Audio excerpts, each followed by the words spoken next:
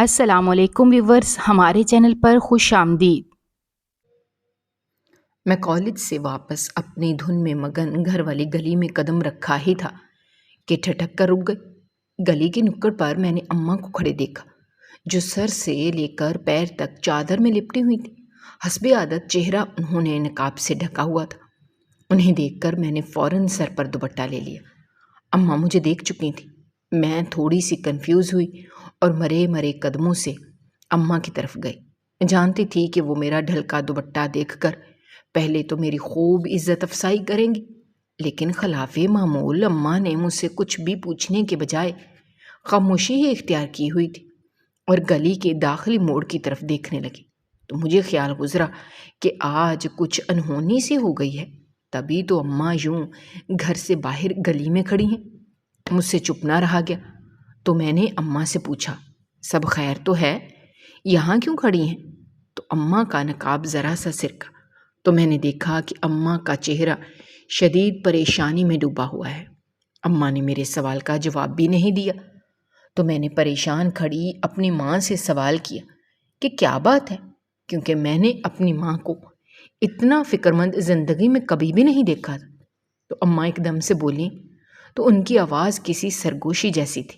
नबीला घर पर नहीं है, सुबह की निकली है और अब तक नहीं लौटी, बताकर भी नहीं गई।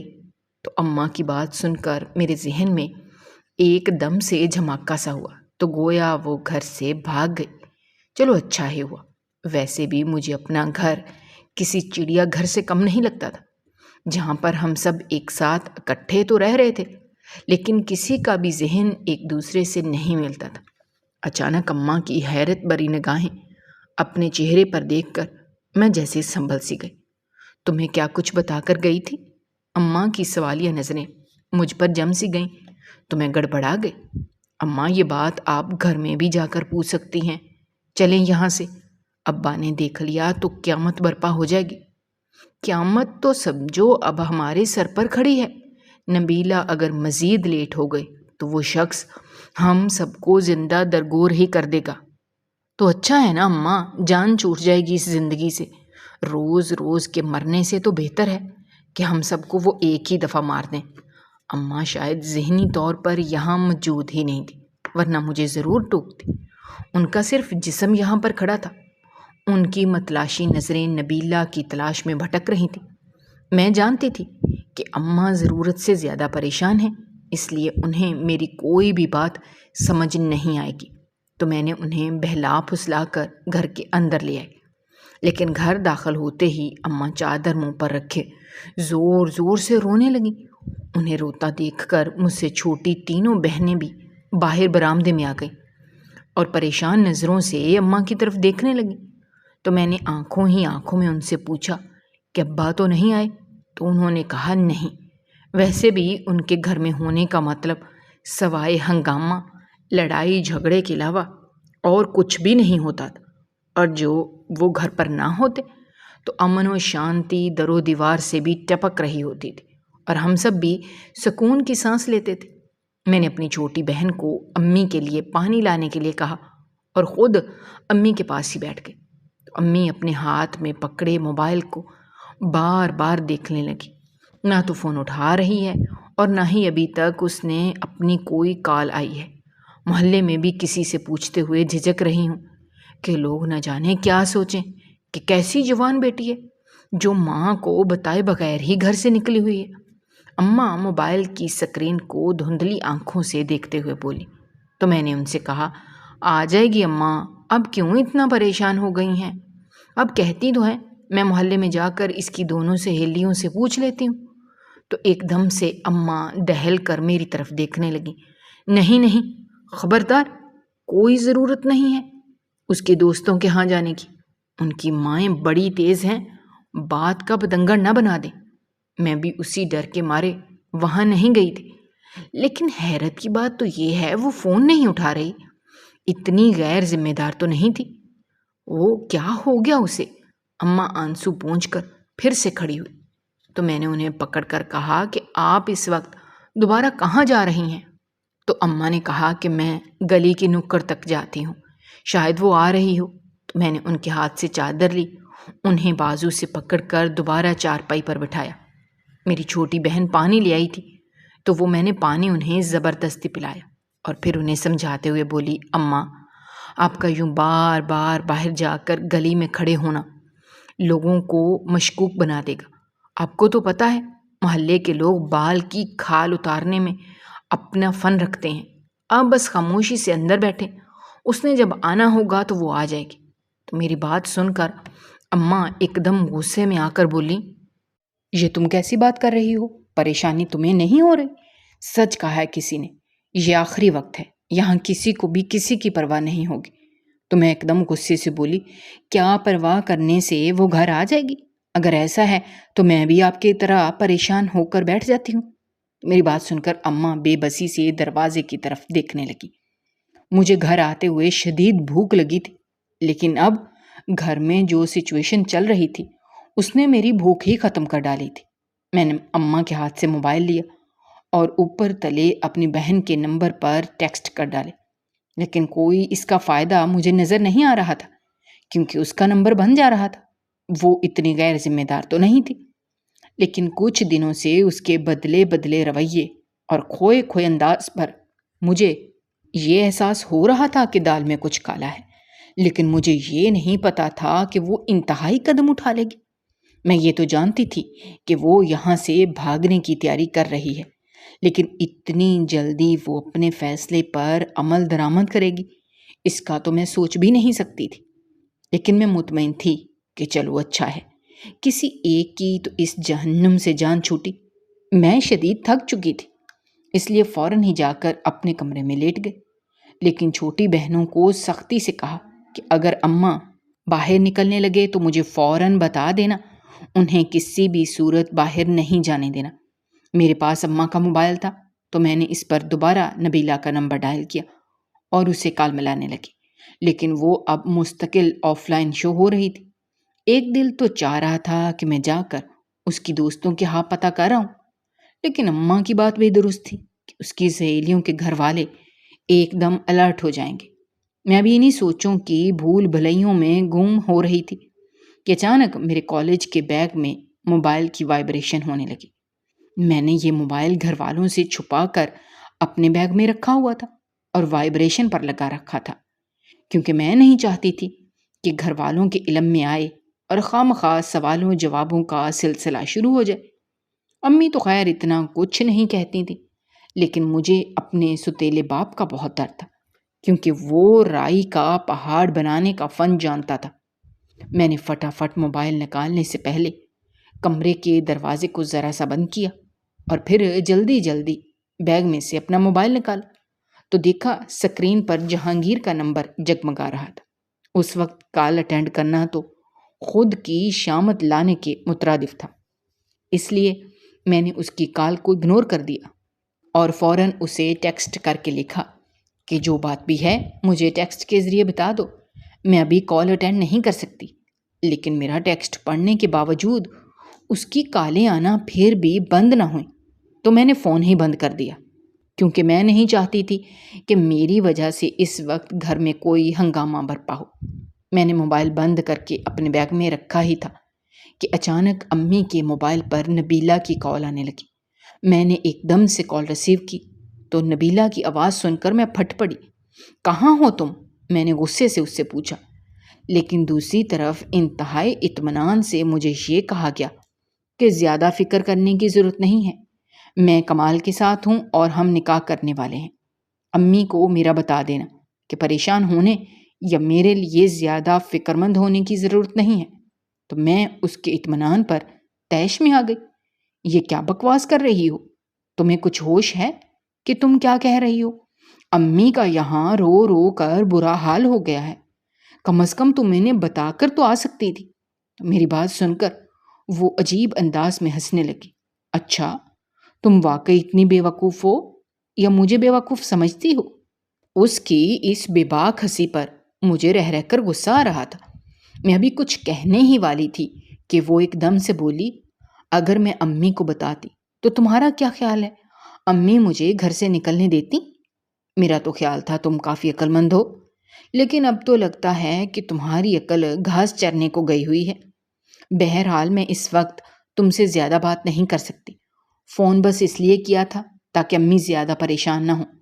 انہیں میرا بتا دینا، اور ہاں، مجھے بار بار کال کرنے کی ضرورت نہیں ہے۔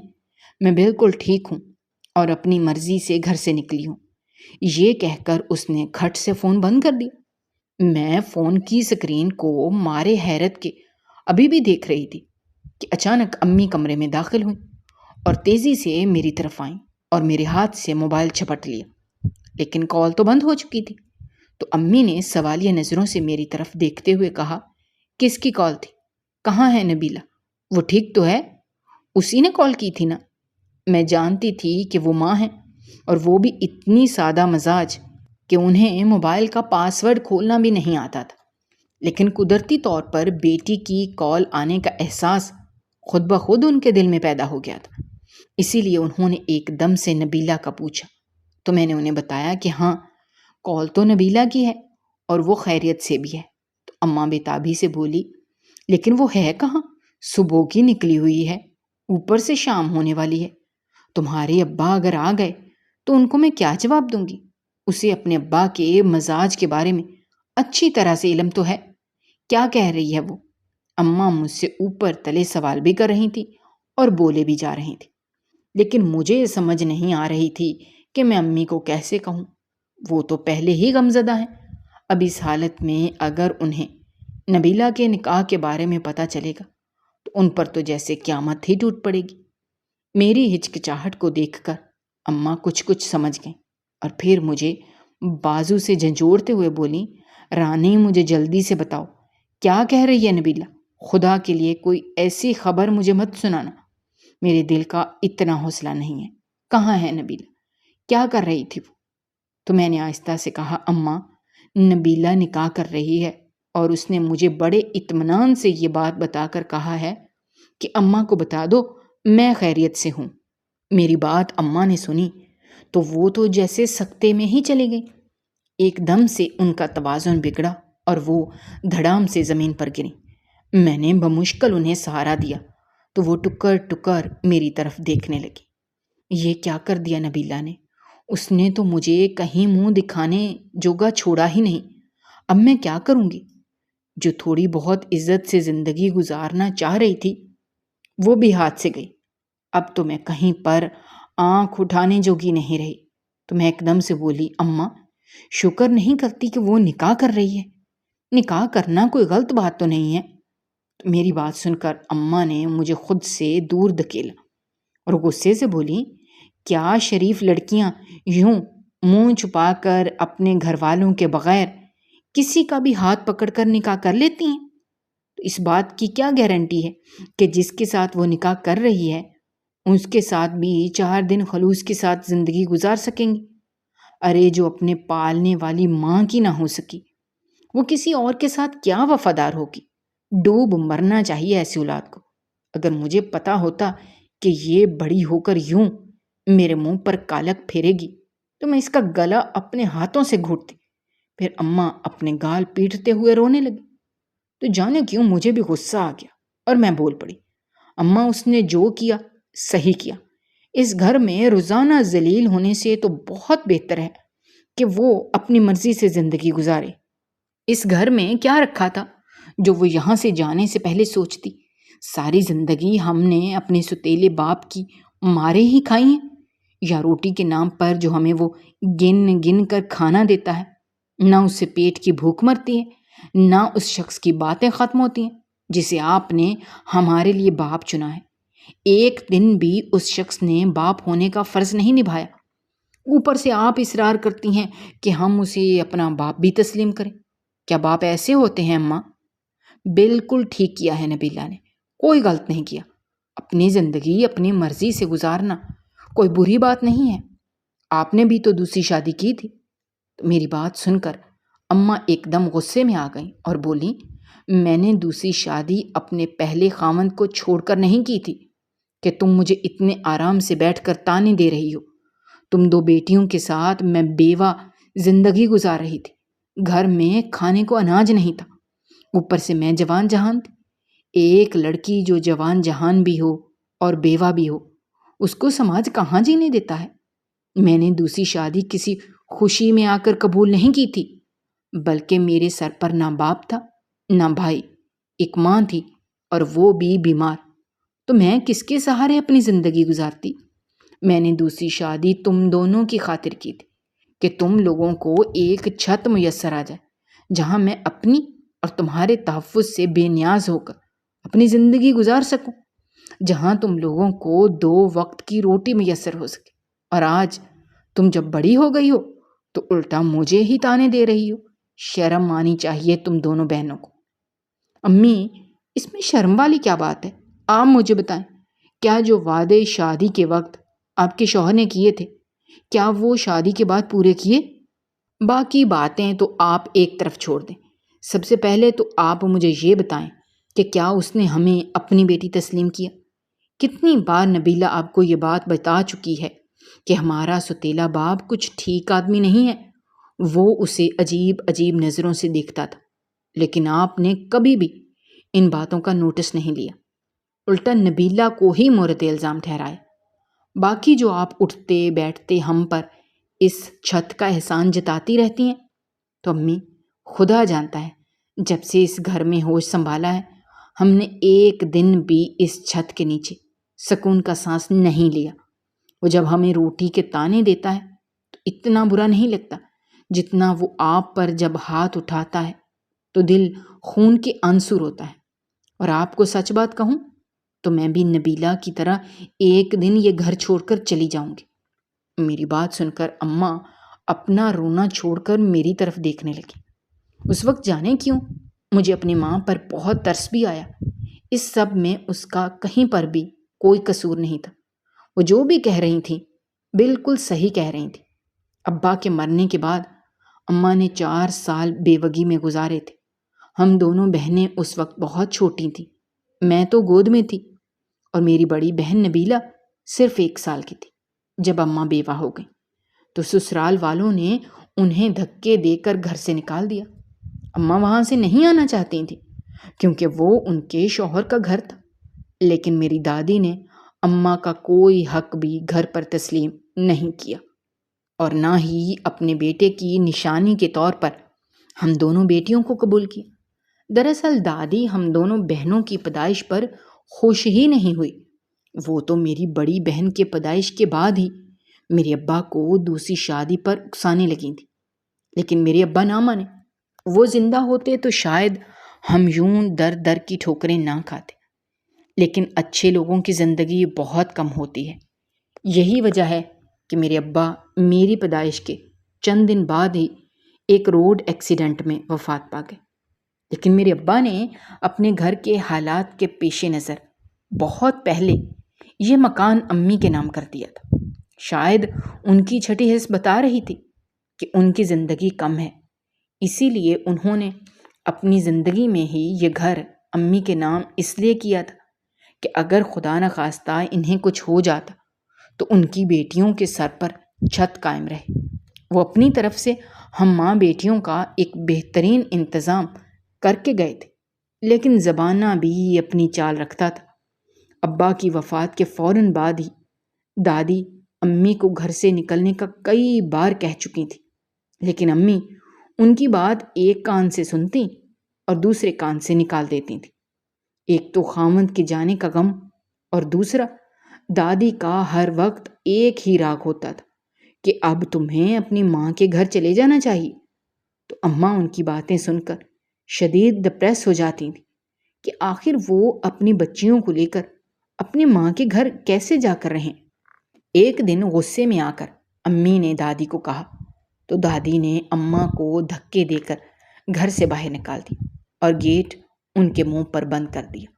پورا محلہ اس بات کا گواہ تھا، ہر کوئی اپنے کانوں کو ہاتھ لگا رہا تھا کہ کتنی ظالم ساس ہے جو بہو پر تشدد کر رہی ہے۔ ان سب لوگوں نے امی کو کہا کہ اس کے خلاف کورٹ کچہری کرو، اس کو دن میں تارے نظر آ جائیں گے۔ تو اماں اپنے خیر خواہوں کی باتیں افسردگی سے سنتی اور خاموش ہو جاتی۔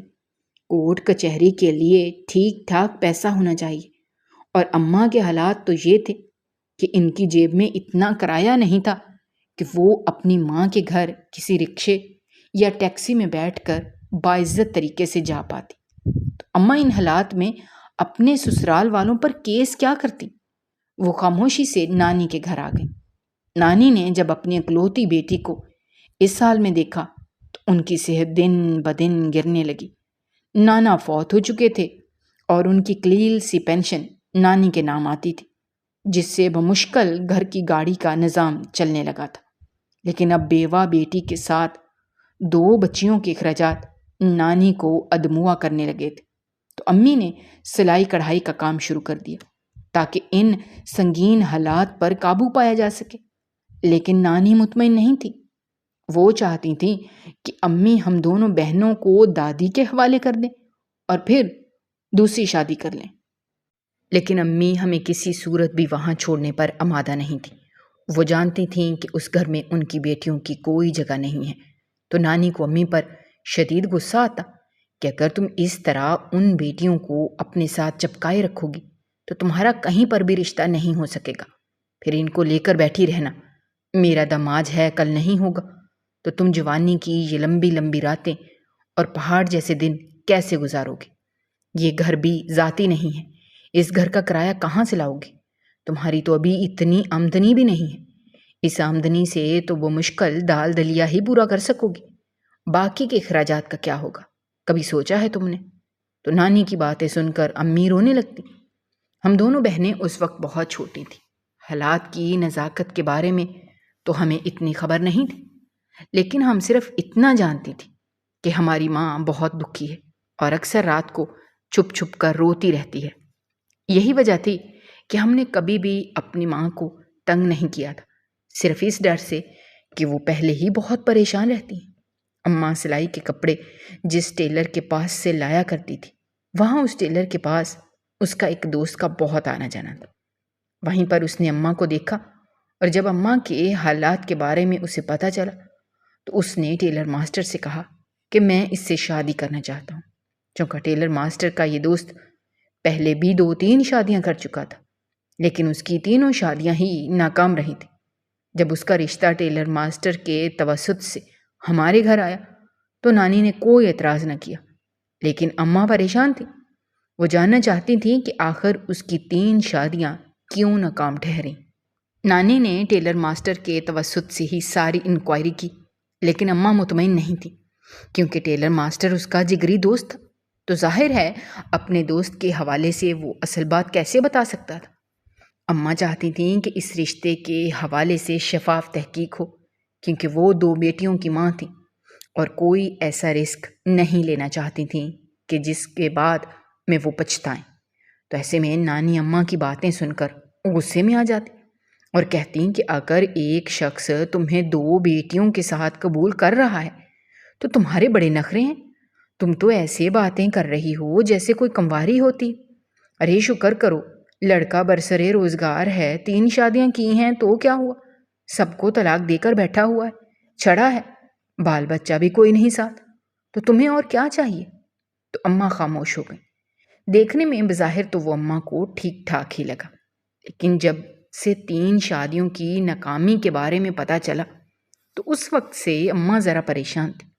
لیکن اس شخص نے اماں پر نہ جانے کیسے ڈورے ڈالے کہ اماں بھی آہستہ آہستہ اس کی طرف کھینچی چلی گئی۔ لیکن شادی کے بعد پتہ چلا کہ وہ شخص انتہائی بد زبان ہے، اسی وجہ سے اس کی کوئی بھی شادی کامیاب نہ ہو سکی۔ وہ معمولی باتوں پر لڑائی جھگڑا شروع کر دیتا کہ اماں کو سوچ کر ہی دل ڈوبنے لگا کہ میں اس کے ساتھ کیسے گزارا کروں گی۔ لیکن پھر نانی کے انتقال کے بعد ایک بہت بڑی جذباتی سپورٹ سسٹم بھی ان کا ختم ہو چکا تھا، اور اوپر سے ہم 2 بیٹیوں کے ساتھ نے اماں کو خاموش کروا دیا۔ وہ چپ چاپ اس شخص کے مظالم سہتی چلی گئی۔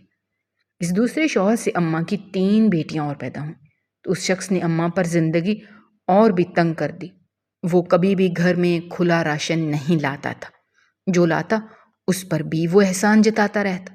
بات یہاں تک رہتی تو بھی قابل برداشت تھی، لیکن جب ہم دونوں بہنیں جوان ہوئیں وہ شخص اپنی کمینگی پر اتر آیا۔ حالانکہ وہ خود بھی 3 بیٹیوں کا باپ تھا، لیکن ہم دونوں بہنوں کو اس نے کبھی بھی ایک باپ کی نگاہ سے نہیں دیکھا تھا۔ اس کی کمینگیوں سے سب سے زیادہ متاثر نبیلہ ہو رہی تھی۔ اس نے کئی بار امی سے بھی اس کی چھیڑ خانیوں کا ذکر کیا، لیکن اماں خاموش ہو جاتی، اور جب بھی وہ اس سے باز پوس کرتی تو وہ مکر ہی جاتا، الٹا نبیلہ پر ہی الزام لگانا شروع کر دیتا۔ انہی حالات کی وجہ سے نبیلہ نے جہانگیر نامی لڑکے سے پسند کی شادی کر لی۔ اگر حالات ہمارے گھر کے ایسے نہ ہوتے تو شاید وہ کبھی بھی یہ قدم نہ اٹھاتی۔ وہ مجھے بھی یہاں سے جلد از جلد نکلنے کا کہہ رہی تھی، لیکن میری ڈگر نبیلہ سے مختلف تھی۔ میں ماڈل بننا چاہتی تھی، اور اس سلسلے میں مجھے یہ راستہ میرے ہی کالج کے ایک لڑکے نے دکھایا تھا۔ اس نے مجھے اپنے ایک دوست ذیشان سے ملوایا، جو ایڈورٹائزنگ کمپنی میں لڑکیوں کے فوٹو شوٹ کرتا تھا۔ اس نے مجھے کہا کہ میں تمہیں بہت جلد ایک ٹاپ ماڈل بنا دوں گا۔ یہ موبائل بھی مجھے ذیشان نے ہی لے کر دیا تھا۔ میں اب تک اس کے 2 شوٹ کر چکی تھی، لیکن تیسرے شوٹ کے لیے میرا دل آمادہ نہیں ہو رہا تھا، کیونکہ اس میں انتہائی مختصر کپڑے پہن کر مجھے شوٹ کروانا تھا، جبکہ میں ایسا نہیں کرنا چاہتی تھی۔ ذیشان مجھ پر اب دباؤ ڈال رہا تھا۔ یہی وجہ تھی کہ میں ماڈلنگ کی دنیا میں کام ڈھونڈنے کے لیے ادھر ادھر ہاتھ پیر مار رہی تھی۔ اس سارے معاملے میں مجھے بلال کی مدد حاصل تھی۔ مجھے جہاں کہیں بھی ایڈورٹائزنگ ایجنسی جانا ہوتا تو بلال مجھے لے جاتا۔ بلال اسی محلے میں رہتا تھا، اور میں یہ بات اچھے سے جانتی تھی کہ وہ مجھے پسند کرتا ہے اور مجھ سے شادی کرنا چاہتا ہے۔ میں نے اس سے کبھی بھی شادی کے بارے میں نہیں سوچ رکھا تھا، لیکن میں یہ بات ضرور جانتی تھی کہ میں بلال کو اپنی باتوں کے جال میں پھنسا کر جتنا کام لے سکتی ہوں لے لوں، کیونکہ میرے لیے اکیلے ان ایجنسیز تک رسائی حاصل کرنا آسان کام نہیں تھا، اور ویسے بھی میں اکیلے کمروں میں جاتے ہوئے خائف رہتی تھی۔ ساتھ میں بلال جیسے ایک ہٹے کٹے باڈی بلڈر کا ساتھ دیکھ کر لوگ مجھ سے 1 انچ ویسے ہی فاصلے پر کھڑے رہتے، اور میں بھی یہی چاہتی تھی کہ کوئی مجھے اکیلا پا کر میری عزت پر ہاتھ نہ ڈال سکے۔ میں جلد از جلد اپنے پیروں پر کھڑا ہونا چاہتی تھی، تاکہ میں امی کا گھر ہمیشہ ہمیشہ کے لیے چھوڑ دوں۔ میں یہ بات جان چکی تھی کہ اگر میرے پاس پیسہ ہوگا تو میں اپنی چھت سے لے کر روٹی تک ہر چیز افورڈ کر سکوں گی۔ اسی لیے میں خوب تگودو کر رہی تھی اور بلال کو اپنے ساتھ ساتھ رکھتی تھی۔ بلال میرے کام پر دل ہی دل میں کوئی خاص خوش نہیں تھا۔ وہ مجھے اکثر کہتا تھا کہ تم یہ سب چھوڑ دو، یہ صرف ایک لڑکی کو دلدل تک لے جانے والے راستے ہیں۔ میں تمہاری ہر خواہش پوری کرنے کی طاقت رکھتا ہوں، لیکن جانے کیوں مجھے اس کی کسی بات پر بھی بھروسہ نہیں ہوتا تھا، کیونکہ میرے سامنے اماں کی زندگی کھلی کتاب کی طرح تھی۔ وہ بھی تو انہی وعدوں کے دھوکے میں آئی تھی، اور ساری زندگی اپنی برباد ہی کی، ہمیں بھی کہیں کا نہ چھوڑا۔ یہ تو اللہ تعالیٰ کا احسان تھا کہ ہم دونوں بہنوں کی عزت اللہ تعالیٰ نے سلامت رکھی تھی، ورنہ ہمارے ستیلے باپ نے کوئی کسر چھوڑ نہیں رکھی تھی۔ مجھے مزید 1-2 جگہوں سے ماڈلنگ کی اچھی آفرز آئیں، تو میں نے ذیشان کو بتائے بغیر وہاں پر ایگریمنٹ سائن کر دی۔ مجھے ٹھیک ٹھاک معاوضہ ملا تو میں نے اسی دن امی کا گھر چھوڑ دیا۔ میں امی کو اپنے ساتھ لے کر آنا چاہتی تھی، لیکن امی آمادہ نہ ہوئیں۔ وہ مجھے نہیں جانے دینا چاہتی تھی، لیکن میں اب اس گھر میں 1 دن بھی اور نہیں رک سکتی تھی۔ بلال کے توسط سے میں نے ایک چھوٹا سا فلیٹ لے لیا۔ یہاں سے مجھے اپنے کام میں آنے جانے میں آسانی بھی رہتی، اور دوسرا بلال میرے ساتھ ہوتا تھا۔ مجھے جس کمپنی میں بھی جانا ہوتا تھا بلال مجھے ساتھ لے جاتا اور پھر واپس فلیٹ میں بھی ڈراپ کر دیتا۔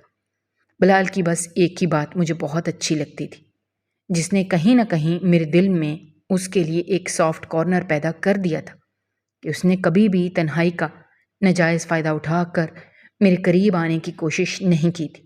وہ دل سے میرا احترام کرتا تھا، اور ہم دونوں کے مابین جو رشتہ قائم تھا وہ اس رشتے کو بہت عزت کی نگاہ سے دیکھتا تھا۔ میں ماڈلنگ کی دنیا میں تیزی سے ہاتھ پیر مار رہی تھی۔ کبھی اچھا کام مل جاتا اور کبھی کئی دنوں تک مجھے کوئی آفر نہ آتی۔ دوسری طرف ذیشان الگ سے میری سردردی بنا ہوا تھا۔ خیر، جب کبھی مجھے کام کا اچھا معاوضہ ملتا تو میں پیزا ضرور منگواتی تھی۔ بلال ایک پیزا ڈیلیوری بوائے تھا، اسی لیے رات گئے جب بھی مجھے پیزا کھانا ہوتا تو میں بلال کو کال کرتی تو وہ مجھے پیزا ڈیلیور کر دیتا۔ ایک رات لیٹ نائٹ شوٹ سے واپس آتے آتے مجھے شدید بھوک لگی، تو میں نے گھر پہنچ کر پیزا منگوانے کا فیصلہ کیا اور بنا سوچے سمجھے میں نے بلال کو پیزے کا آرڈر دے دیا۔ کچھ دیر کے بعد ہی بلال کی بجائے نئے رائڈر کی کال آئی کہ آپ اپنا آرڈر ریسیو کر لیں، تو میں فوراً گیٹ تک گئی اور جو ہی گیٹ کھول کر باہر نکلی تو مجھے اپنے پیچھے ایک عجیب سی آواز سنائی دی۔ میں نے پلٹ کر دیکھا تو میرے رونگٹے کھڑے ہو گئے۔ وہ 5 مرد تھے جو میرے ارد گرد آ کر کھڑے ہو گئے۔ کون ہو تم لوگ؟ میں نے ہڑبڑا کر پوچھا، تو ان میں سے ایک شخص میرے سامنے آیا اور اس نے اپنا نقاب اتارا۔ وہ کوئی اور نہیں بلکہ ذیشان تھا اور اس کے ہاتھ میں پسٹل بھی تھی۔ اس نے مجھے پسٹل دکھاتے ہوئے کہا کہ فوراً ہمارے ساتھ گاڑی میں بیٹھو اور جیسا میں کہتا ہوں ویسا شوٹ تمہیں کرنا پڑے گا ورنہ تم جان سے جاؤ گی۔ تو اس اعصاب شکن سچویشن میں نے خود کو سنبھالتے ہوئے ذیشان کی طرف مسکراتے ہوئے کہا کہ میں تو خود تم سے رابطہ کرنے والی تھی، اچھا ہوا تم آ گئے، لیکن یہ کیا طریقہ ہے؟ چلو آج ہی شوٹ کرتے ہیں۔